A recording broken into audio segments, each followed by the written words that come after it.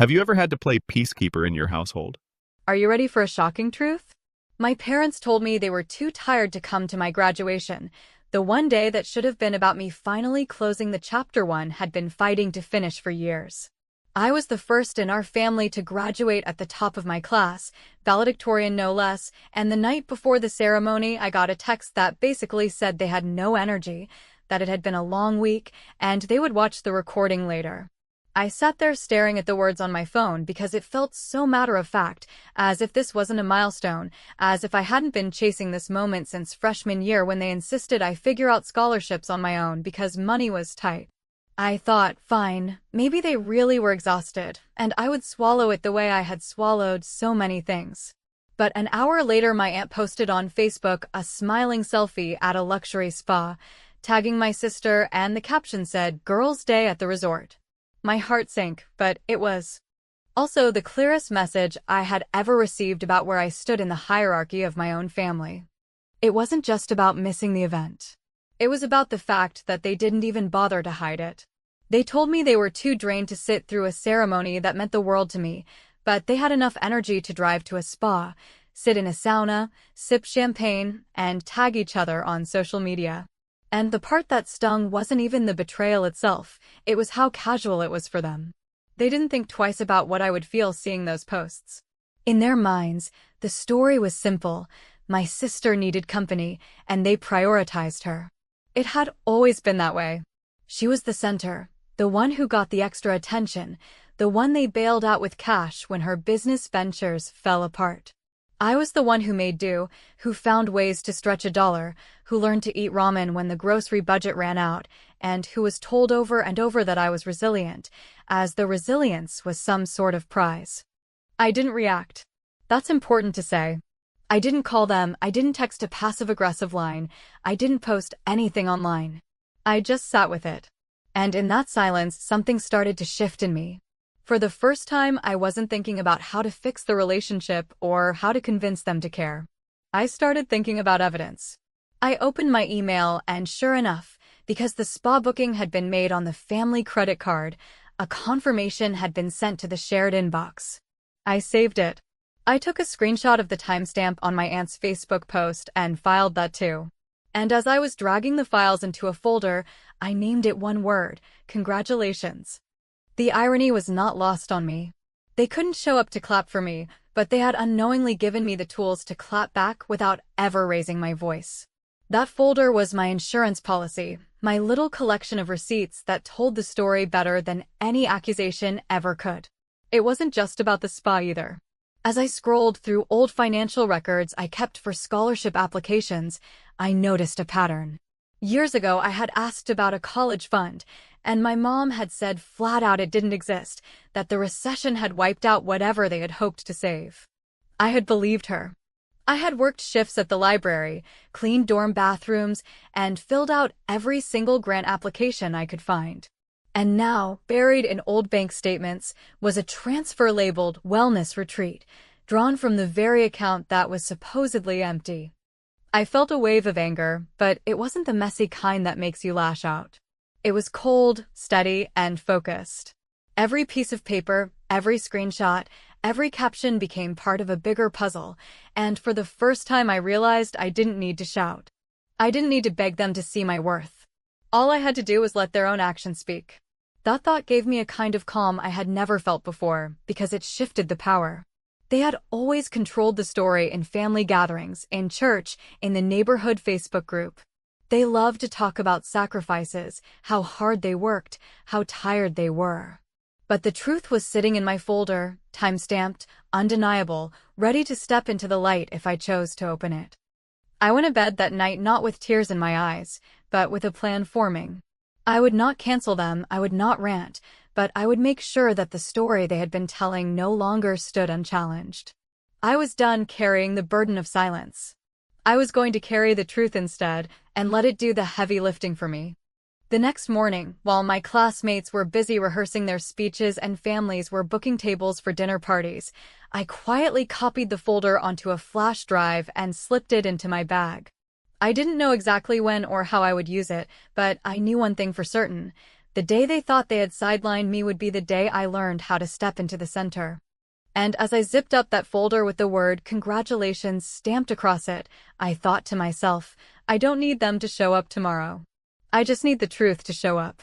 And the truth is never late. When I woke up the morning after graduation practice, I already knew that the only way I would get through this was to stop hoping my family would suddenly change and instead focus on making sure I was no longer the only one forced to carry the truth.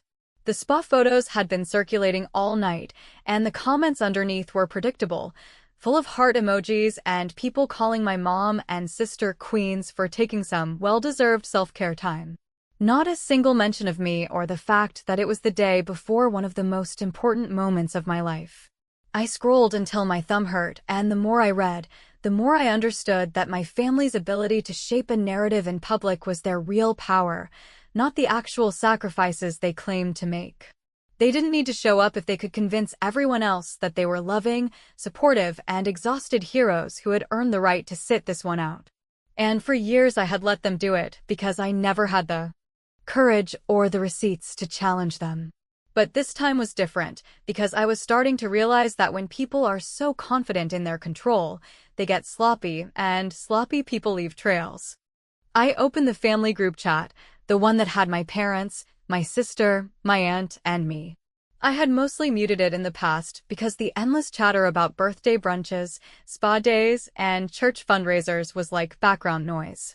But this time I scrolled with purpose, going back to the day before.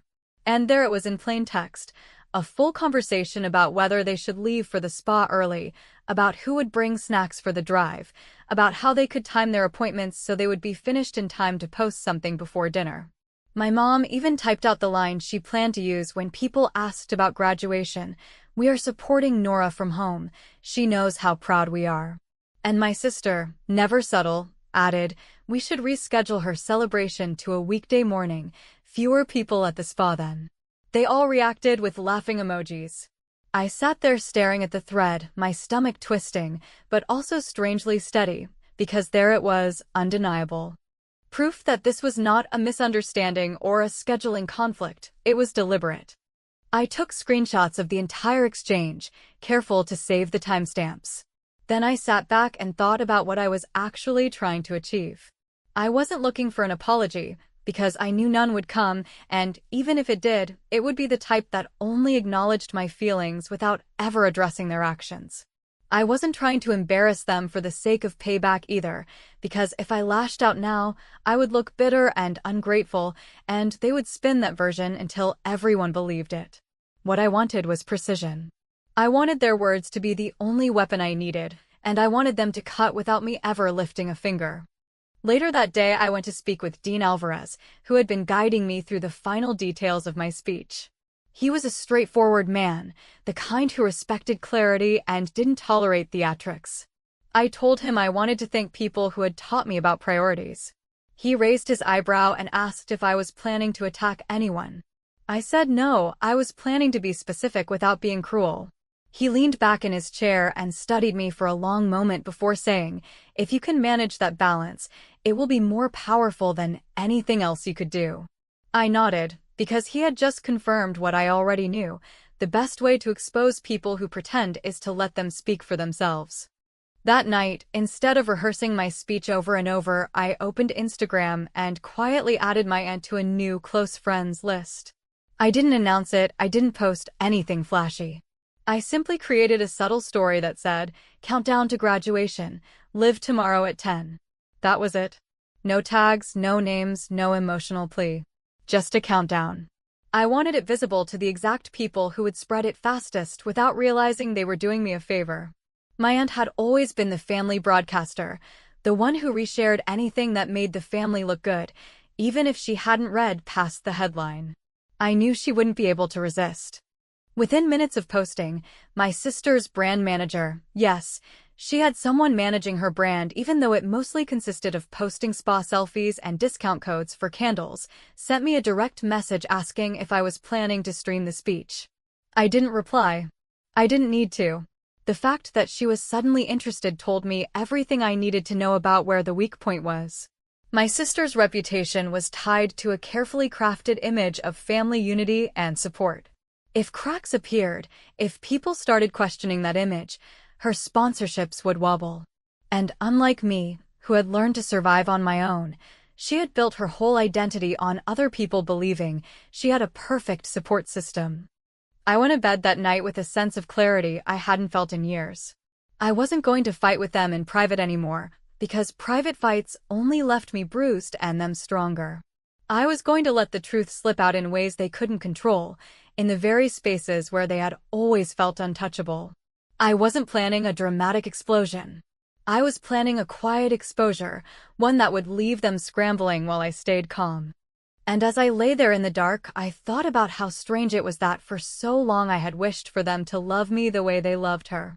But in this moment, I didn't want their love anymore, not in the way they gave it. I wanted freedom. And the first taste of it came from watching their brand manager panic over a story that was nothing more than a countdown. That was when I knew exactly where to aim. The day before graduation, while everyone else was thinking about outfits and dinner reservations and where to park, I sat at my desk with a cup of coffee going cold and opened the folder of documents I had been quietly building. Because if I had learned anything from the last few days, it was that the only thing stronger than outrage was paperwork that could not be argued away. I pulled up the old email thread from freshman year when I needed a parent signature for the scholarship that covered my books and fees, the signature my dad provided without a lecture or a delay, and I read the approval message again for the first time in years. Hearing his steady voice in the silence and realizing that while he rarely stood between me and my mother's narratives, he had stood between me and failure when it actually mattered, and he had done it in ink. That memory led me back to the bank statements I kept for grant applications, and there it was, tucked among deposits and tuition payments. A transfer labeled wellness retreat pulled from the same umbrella account my mother had described as empty when I asked about a college fund, which meant someone had been willing to fund massages and scented steam rooms while telling me to cobble together another semester with extra shifts and loans, and once I saw that clearly I could not unsee it. I knew that if I marched into the living room and threw it in their faces, I would get the same script I had heard my whole life, that I was being dramatic, that I did not understand adult finances, that everything was complicated and I should be grateful for whatever I had. But those lines only work when nobody else can test them, and I had finally reached the point where I wanted sunlight more than I wanted harmony. I printed the scholarship approval with my dad's signature and laid it beside the wellness transfer, then added screenshots from the family group chat where they workshopped captions about supporting me from home and scheduling my celebration for a quiet weekday morning at the spa, and as I arranged the pages I could feel a different kind of power settling into me. The kind that does not come from yelling or threatening, but from knowing you can prove your case with dates and names and a chain of custody that even the loudest relative cannot distort. Because I have always believed that gratitude should be honest or it should not be offered at all, I made a small decision that would feel like a thank you to the one person who had done the boring, unglamorous work of showing up when the stakes were not public, and would at the same time test the strength of the image my mother and sister had built around themselves. I drafted a simple caption for a photograph of me holding the speech draft and the metal envelope, nothing flashy and no names attached, just a line that said, "Thank you to the one person who signed every form when it would have been easier to say figure it out." And then I added 2 words, "Thank you, Dad," which I knew would land in a very specific way, because people who depend on appearances hate it when attention drifts to someone they cannot control. I did not tag my sister, I did not mention my mother, and I scheduled it to post exactly when I would be at the podium, so I would not be tempted to watch the storm, and so they would experience it in the same moment as everyone else. There was one more loose thread that had always bothered me and that I had never pulled on because I wanted peace more than clarity, a thread named family scholarship that my aunt liked to crow about whenever she could slide my sister's handle into a post. I went to her page and scrolled until I found the photo from sophomore year showing a certificate in a frame and a caption that originally named me, which at some point had been edited into a vague paragraph about the family's commitment to education with my sister tagged for visibility, And if you think that is a small thing, then you have never watched someone rewrite your effort into their ad copy.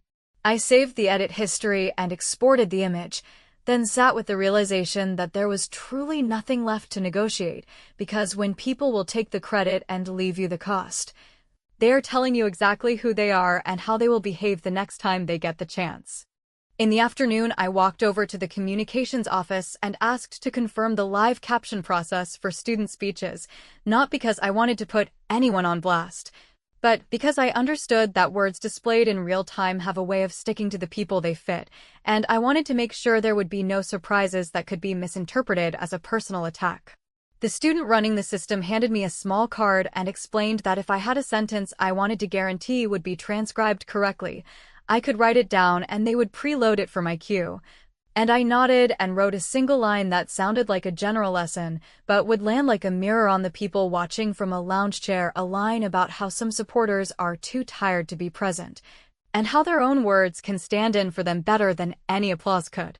I showed it to the dean, who read it slowly and asked me if I was sure I wanted to include it, and I said that I did. Because I was done protecting people from the consequences of their choices when those choices had been protected at my expense for years. On the way home, my phone buzzed with a message from my mother that said, "Keep it classy," which for a long time I would have read as a warning to shrink and behave. But in that moment, I took it as permission to proceed exactly as planned. Because I was being classy in the truest sense, which is to say I was being specific, restrained, and unbothered by whether the truth made anyone comfortable. I ironed my gown, placed the flash drive with the documents into an inner pocket of my bag in case anyone ever tried to pretend this was about resentment rather than facts, and then I set an alarm not to remind me to be brave, because I did not need that anymore, but to remind me to breathe and follow the plan so that nothing I did could be called impulsive or cruel. As the sun went down and the house settled into that particular stillness that comes before a big day, my sister's brand manager sent another message asking if I could confirm the exact time my speech would begin because a couple of sponsors might want to repost it, and the sense of clarity that washed over me felt almost like relief. Since they had finally said the quiet part out loud, that the image mattered more than the person, that the stream mattered more than the seat in the audience, and that they would only pay attention if there was something in it for them. I put my phone face down, turned off notifications, and rehearsed the opening paragraph one last time, making sure every sentence carried weight and no word could be cut without the meaning collapsing, because this was not a performance anymore, this was a disclosure, and I wanted it to be undeniable. When I finally lay down, I realized I had not cried once that day, not because I was numb, but because I had made a choice to stop asking for a kind of love that required me to be invisible. And the peace that came with that decision was quiet and heavy and deeply honest. I fell asleep thinking about my dad's signature on that first form and how a single steady act can echo for years, and I promised myself that my gratitude would be visible in the same spaces where my absence had been made invisible. And as the alarm on my phone blinked into the dark, the scheduled post sat in the queue like a small, steady fuse, and I closed my eyes knowing that tomorrow the match would strike, and I would not be the one holding it. Graduation morning arrived with that strange mix of quiet and electricity that usually makes me second-guess every choice I have ever made. Yet this time I felt steady in a way that surprised even me, because the plan was simple, the receipts were organized, and the part of me that used to crave their approval had been replaced by a calmer part that only wanted the truth to hold its own weight without me pushing or pleading. I pinned the card with my pre-approved sentence inside the folder I would carry on stage, checked that the tiny envelope for the caption operator was still in my gown pocket, and glanced once at the scheduled post in the queue, which would publish at the exact moment the dean introduced me, a tiny act of timing that cost nothing and yet would do more than any speech aimed at my family ever could, because the people who live for public perception only learn when the public is watching. On the ride over, I caught a glimpse of the campus entrance in the window and thought about all the times I had walked through those doors carrying groceries because I could not afford the cafeteria plan, about late nights in the library when I believed effort could fix everything if I just tried hard enough, and about how effort means very little in rooms where image is the currency and the loudest person sets the exchange rate, which is why I had decided to change the currency altogether and let documentation speak a language they could not shout down. Backstage, I met the AV student who would cue the captions and handed over the card with the line I wanted verbatim, a sentence so plain it could pass as a general reflection, yet sharp enough to land where it needed to. And I thanked him for taking it seriously because I knew that one sloppy transcription could be spun into a misunderstanding, and misunderstandings are the favorite hiding places of people who never want to be held to their own words. The dean stopped by to confirm the order of speakers, and he gave me a look that was not quite worry and not quite pride, more like recognition that I had decided to walk a narrow ledge without grabbing the railing. And he said that restraint is a muscle most people never build, so if I had it, I should use it well. I smiled and told him I understood, because the entire point of the next 30 minutes was to say only what was necessary in the cleanest way possible, then step aside and let the ripple do what ripples do when they land in the right pond. When my name was called, I heard the usual cheering and a few whistles, and as I reached the podium, I felt the small vibration of my phone in my gown where I had kept it on silent, which told me the post had gone live exactly on time. And in that half-second, I pictured my aunt tapping the red hair button without even reading the caption, as she always did when something sounded wholesome and public enough to polish the family shine, and I pictured my sister glancing at her screen while adjusting her robe in the spa's relaxation room, ready to type a comment that would send a signal to her followers that everything was perfect and supportive as usual. I took a breath, thanked the dean, thanked the faculty, and began the speech I had trimmed down to the essentials, a set of paragraphs about work and doubt and the people who show up in quiet ways when there are no cameras. And then I paused for the line the caption operator had preloaded, the one that read, "Some people were too tired to be here today, so I will let their own words stand in for them," and I said it slowly and evenly so no one could accuse me of bitterness, because the point was not to wound, but to hold up a mirror and walk away. What I did not anticipate, although I should have, was the speed with which the room outside my eyesight began to move, because while I was thanking the scholarship office and the librarians who had kept the building open late during midterms, the notifications on my sister's phone began buzzing in waves, not because of anything I had tagged, since I had tagged no one, but because my aunt's red hair fed the post into the same neighborhood groups and committee chats where my mother had spent years crafting her identity as a tireless supporter, and once people read the caption that thanked my dad for signing every form and noticed that no one else had been named, the questions began to stack up like dominoes someone had finally decided to touch.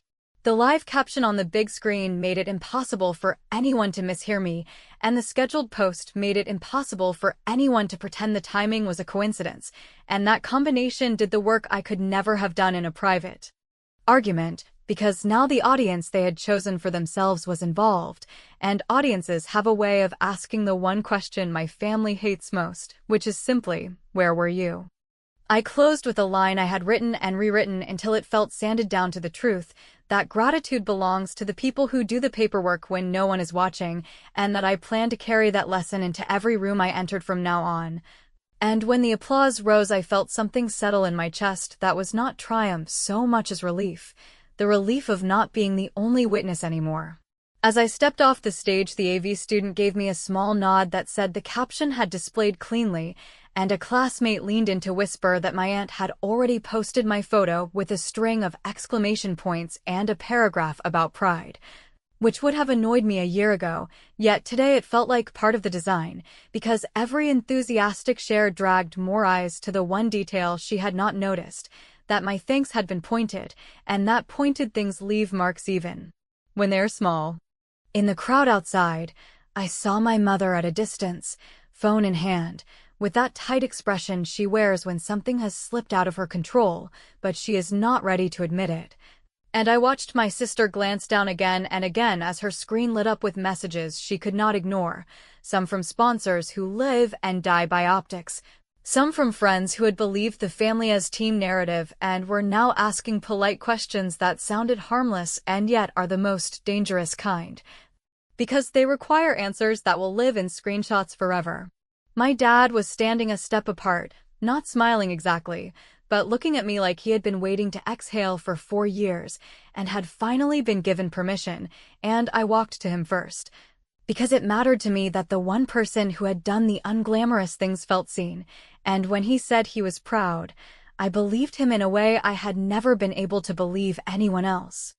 I knew there would be a scene if I let it ripen, so I kept my voice even when my mother finally reached me and said that I had embarrassed the family and humiliated my sister, and that people were already talking, and I replied that people were always talking.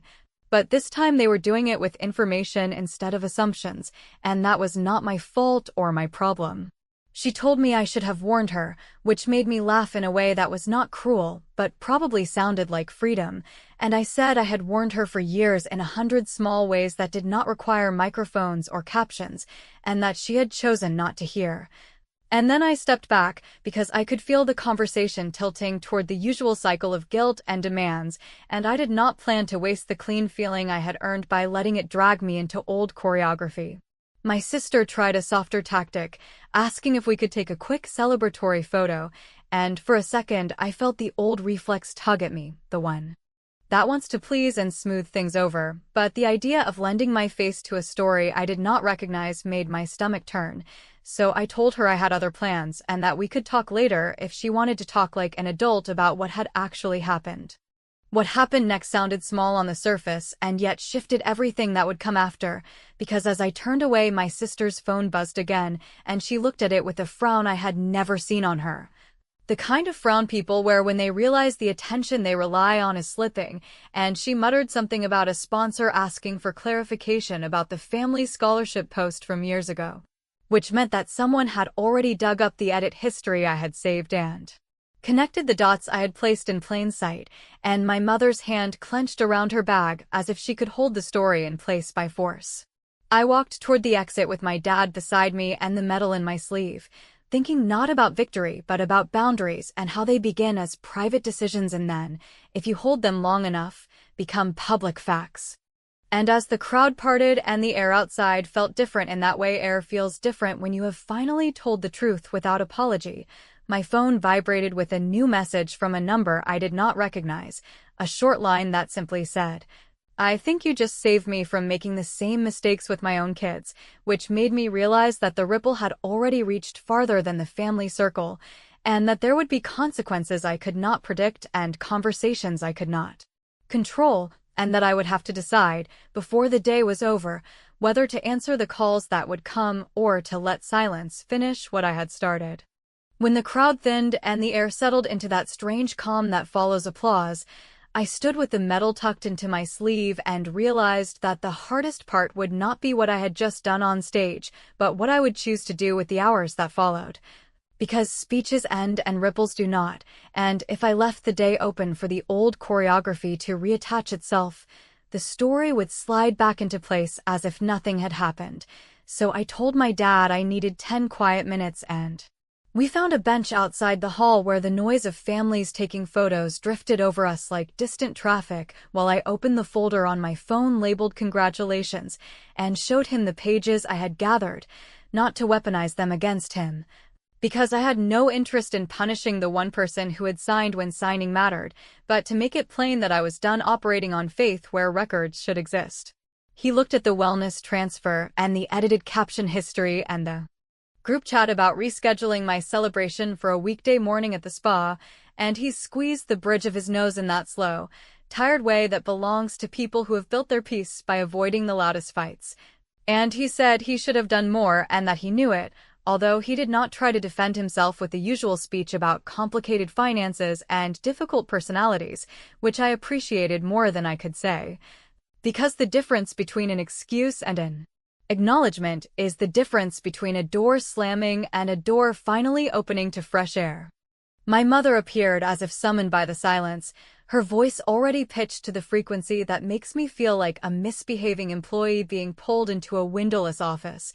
And she launched into a monologue about humiliation and reputation and the cruel timing of my words, insisting that no one would have cared about a spa day if I had not made a production out of my gratitude line, and that I had ruined what could have been a perfect post for the family page, and that sponsors and Neighbors were now asking questions that had nothing to do with education and everything to do with jealousy, and that if I had concerns about money, I should have come to her privately instead of taking a cheap shot in public. I listened without interrupting because I wanted her to burn through the boilerplate, and when she paused to inhale, I told her, as evenly as I could, that private conversations had been tried for years and had resulted in more gaslight than light, that I was not interested in shaming anyone, and that the only thing I wanted was to stop participating in a version of our family that depended on me shrinking while the camera rolled, which is why I would be making several immediate changes that would not require her approval or assistance. I explained that access to my academic records would be removed from the shared email, that any future family announcements featuring my achievements would need my written consent, and that I would not attend events designed to leverage my milestones for engagement while sidelining my presence, and I said all of it without heat because heat gives people something to fight, whereas clarity gives them only a mirror. My sister tried to pivot the conversation into a plea about optics and how posts taken out of context could damage relationships that mattered to her career. And for a second, I felt the old tug of responsibility that had trained me to stabilize everyone else so that the ship would stop rocking, but I let it pass and told her that I wished her 1,000 brand deals if that was what made her happy. Yet my life would no longer be mined for captions that turned my labor into her aesthetics, and if that meant some sponsors chose a quieter storyline, then that was the cost of doing business without borrowed truth. Because I believe in tying off loose threads while the knot is still warm, I took out my phone and drafted a short message to Aunt Marie's committee and the neighborhood group that served as my mother's favorite stage, thanking everyone who had asked about the ceremony and letting them know that my dad had been my +1 and that the day had been perfect in the way simple days are perfect when the right person shows up, and then I put the phone away without refreshing, since I had no desire to witness the backpedaling that would inevitably follow, and I asked my mother for the spare key to my apartment that she liked to use for surprise drop-ins under the banner of motherly concern. And when she hesitated as if I had asked for her jewelry instead of a piece of stamped metal, I told her I would change the lock by the end of the week, which was not a threat so much as a logistical courtesy, and she handed it over with an expression that mixed injury and disbelief because in our family, boundaries had always been framed as disrespect from the child rather than respect for the self. On the ride home, my dad and I did not say much, yet the quiet felt companionable rather than strained. And at a stoplight, he told me that he remembered the morning he signed that first form and how he had rolled his eyes at the length of the instructions, but signed anyway because he had seen enough doors close on people for lack of a signature. And I told him that a single steady action can anchor a person for years, and that he had given me that anchor whether he meant to or not, and he nodded, like a man who had finally been handed a simple job he knew he could do, which was to keep showing up in plain ways, and let the noisy people perform without him. When he dropped me off, I carried the gown upstairs, set the metal on the kitchen counter, and opened my laptop to do the last piece of work I had promised myself I would do while the day still held its shape, which was to send a courteous message to the dean thanking him for the support and attaching a written note summarizing the line I had spoken for the record, not because I feared blowback, but because I wanted the official file to be as clear as my memory, and institutions respect paper more than they respect feelings. At dusk, my phone stacked up with messages from cousins, church friends, and 1 or 2 sponsors whose names I recognized from my sister's grid, and I read none of them, because I had decided that silence would do better work than any defense I could type. And instead I sent one last text, a small one, to my mother, saying that I loved her enough to stop pretending we were a team, that I would be available for genuine conversations that started with accountability rather than optics, and that until then I would not be attending gatherings where my presence could be converted into posts. I expected a long reply packed with reasons and accusations, but none came, and I took that as a sign that the day had removed at least one surface for her to push against. I made tea, filed the last of the documents into a hard drive, and felt that odd lightness that arrives when you have not destroyed anything, you have simply stopped building the thing that was crushing you. Before I went to bed, I opened the message from the unknown number that had pinged me after the ceremony. And I read the line about a parent who had been inches away from repeating my family's pattern and who had changed course because of a sentence on a screen and a perfectly timed thank you, and I smiled in a tired way that did not look like triumph, but felt like completion. And I answered with a few honest words about choosing the paperwork over the performance and the boundary over the photo, and then I turned off my phone and let the apartment go quiet. I knew there would be fallout, that group chats would churn and narratives would be rewritten and perhaps even apologies would be drafted once the optics had been triaged, yet I also knew that none of that would move me, because the win I wanted was not their contrition. It was my freedom, and I had taken it clean. I had not canceled my family. I had canceled my role in the lie, and when I finally lay down, I understood that the last move in a masterful plan is sometimes nothing more than a firm hand removing the last prop, after which the set collapses on its own and you walk away without raising your voice.